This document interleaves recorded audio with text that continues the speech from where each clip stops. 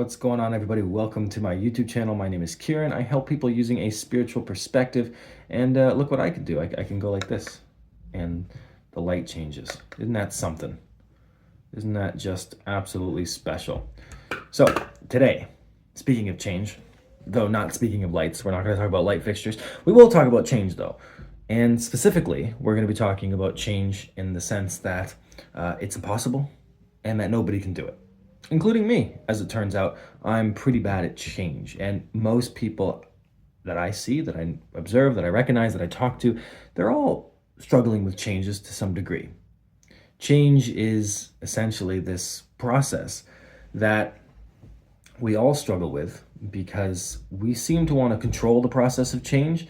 In other words, we think that there is a specific formula to change because logically, change makes sense, right? But whenever we want to change, it seems like it's such a difficult thing to actually accomplish, even though we logically know what we should do.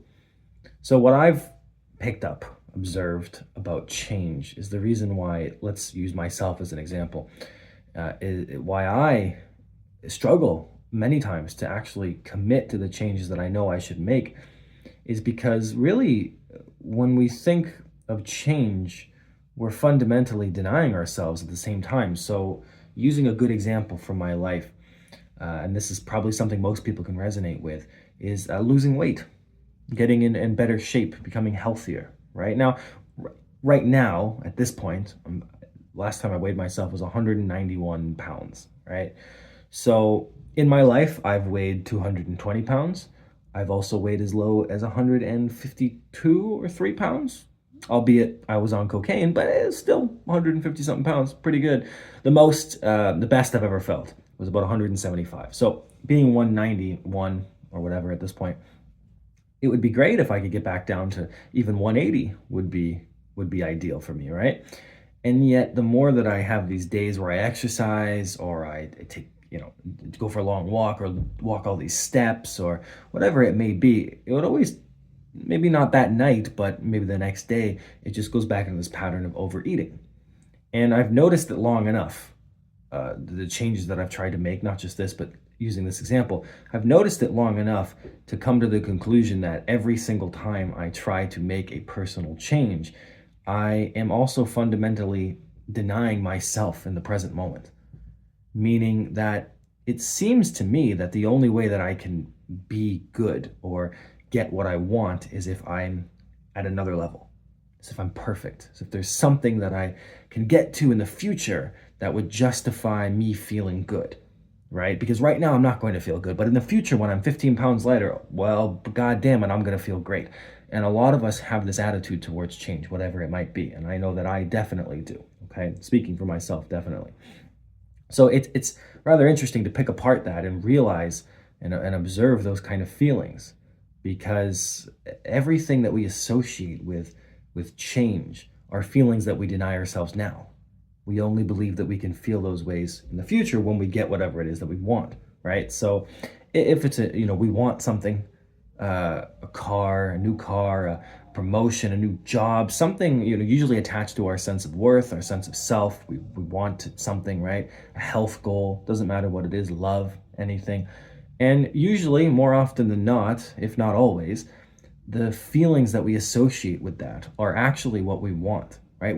When I say to you, well, I would like to weigh less and be in better shape. It's also another way of saying, well, I'd like to feel more confident. I'd like to feel better. I'd like to have more self-worth. I would like to be more validated. I'd like to feel sexier. There's a lot of different ways of spinning that. And they're all associated with the future. None of it is in the present moment. Because if it was, then I would take the time to feel better now. And that's a difficult thing for us to do, is to take the time, to take the energy to find some space to observe what would it be like if we treated ourselves how we think we're meant to feel in the future, right? What would it be like now, even if we haven't reached that goal, what would it be like now to feel okay about it? What would it be like? So change seems to be the process that we try to control so much because we're very heavily attached and influenced by the feelings around it, right? I mean, animals change easily enough because they don't give a shit about the process. They just do, right? There's a Star Wars quote Yes, I am quoting Star Wars. From Yoda, the guy, little green puppet, talks backwards. I don't know why he talked backwards. You feel like if he's so smart, he would just figure out how everyone else speaks and do that, but there's a whole different thing. So Yoda says to Luke Skywalker, of course, there is no try. There's do or do not, right? Some bullshit quote like that. Now, the idea of it at the time was completely lost on me, but as a more older individual now, I sort of get what he means or what he meant. The idea is that when you try to do anything, you're already losing in a sense. You're either going to do it or you're not going to do it. Trying is a process of control, right? It's a thinking thing. And thinking about change doesn't really work. And every time that I want to change, there's plans, there's logic involved, there's feelings that are associated with it, there's negatives, there's positives, and it's like every part of what I actually want is completely removed and it becomes something else. It becomes a routine, a process, a goal. It just becomes another thing I have to do. It's an obligation. And we always treat change like an obligation. It's unfortunate, but that is what we tend to do. We just see change as something that we must go through rather than something that we want to do. And it makes sense. Why would I want to change my physical body when my reasoning to do so is so that others will like me more, or that I'll be more attractive to the opposite sex, or that I'll even nicer things like I will feel more confident, right? That might absolutely be true, of course. But if that's the basis for change, rather than something personal, something more deeply related to myself, like rather than just trying to lose weight as a goal, there should be an internal feeling within me that just is a natural sort of self-worth, right? If you cultivate self-worth, if I cultivate self-worth in this example, then I would naturally begin to change anyway.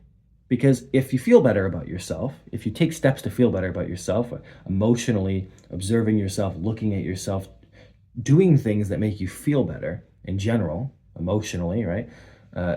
Validating yourself in ways without external circumstances, just being with yourself and appreciating the fact that you're alive. If we could find small ways to do that every day, then naturally the goals and desires that we want would start to fulfill themselves.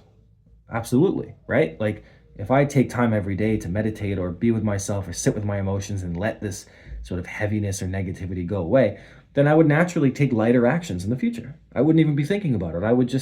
It would be a normal, casual thing. I wouldn't think about, oh, I can't have that bowl of ice cream. I would just want something different, right? And in the times that I do want like a snack or whatever, an ice cream in this sort of example, then I would get that and I wouldn't feel so guilty about it. But when there's this process of change, when you turn it into a goal, when you turn it into an obligation and something you have to do, a responsibility, it's very hard, I think, for emotionally intuitive, self-proclaimed spiritual people to actually change. I think it's something that, yes, if you're a very, very disciplined person, you can force yourself to change and use nothing but willpower. But I find that to be very, very difficult. And sometimes that works, but it's only ever really worked with extreme cases. And it was never really real change. Like I used willpower, I suppose, to never do cocaine again. That was awesome. Haven't touched it since I was 23. But that didn't mean that I really changed. I just stopped doing something. But I stopped doing something through willpower. But changing through willpower, real change, I find to be at least improbable, if not impossible. It's impossible for me. It's never worked. 31 years old, it's not going to start working now. But the things that I have realized and have been observing about myself is I tend to naturally make better choices and lighter actions anyway when I feel better about myself in the present moment, rather than relying on the future to give me the satisfaction that I'm so desperately craving now, right? And it's why so many people that I have known that have actually managed to discipline themselves into a physical change, sticking with this example, a lot of them don't seem any happier than I remember them being before. And a lot of those people changed their physical shape, altered their physical shape in ways that were never as necessary as they may. They overcorrected, right? Good looking, skinny friend in high school. Next thing you know, he's a jacked, muscular dude. And I think, Jesus, dude, what happened? Associated all that skinniness with the fact that girls at the time, of course, would go after men that were big and muscular. But of course, you're just going after the wrong girls, because not every single girl is only attracted to men with giant muscles, right? It doesn't mean that men with giant muscles or whatever aren't attractive or that you wouldn't want to have sex with one of them. Sure, who doesn't want to have sex with hot people? Good for you, right? Obviously. But that's not the basis on how everybody makes choices, right? And that's just a fact. It's just true. I'm case in point, women have had sex with me and I don't have a muscular sort of body. So you don't have to have those things to get whatever it is you think you want. But when it comes to change, we don't listen to ourselves. We just force ourselves to do things because that's what we think we should do. And so change just seems impossible to me every time because it becomes an obligation. It becomes a duty. It becomes something just overly heavy and sad. It doesn't make me feel any better about anything. And I go 2-3 days doing something, and then the next day or whatever after this little period, it's straight back to the bad habits because the emotions around things haven't actually changed at all. Just trying to alter the physical reality of things has nothing to do with the little tiny wounded boy or girl inside of you that has been crying out since the age of 9 or 8 or whatever, just asking for attention, just asking for someone to listen. And I think we would all be surprised what would naturally occur if we were willing to take time out of our busy schedules every single day or as often as we could to just listen to that inner child and observe and see maybe what they want and what they want to express. Because in my experience and the limited times that I have managed to change my habits or personality, it's been after I've let myself feel, after I've listened to what was actually going on inside of me.